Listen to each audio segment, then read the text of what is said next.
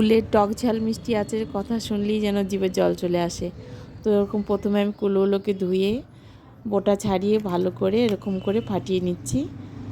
এতে লবণ আর হলুদ দিয়ে ভালো করে মেখে আমি এটাকে 2-3 দিন রোদে শুকিয়ে নেব। তাতে কী হবে, কুলের যে একটা কাঁচা কাঁচা ভাবটা থাকবে ওটা চলে যাবে, তাতে আচারটাও অনেক দিন রাখা যায়। তো আলাদা প্যানে আমি কয়েকটা শুকনো লঙ্কা, মৌরি আর জোয়ান মিশিয়ে এটাকে ভালো করে ফ্রাই করে নেব।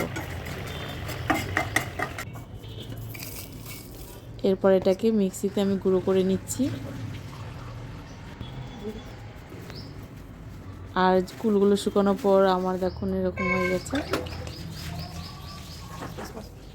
জলটা শুকিয়ে গেছে।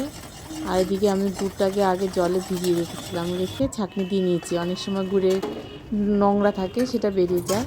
এবার ভালো করে ফুটে উঠলে তাতে আমি কুলগুলো ঢেলে দিচ্ছি। এরপর মশলাগুলো দিয়ে আমি ভালো করে নেড়েচেড়ে নেব যতক্ষণ না গুড়ের জলটা শুকিয়ে যায়। ব্যাস, গুড়ের জলটা শুকিয়ে গেলেই তৈরি আমার কুলের টক ঝাল মিষ্টি আচার।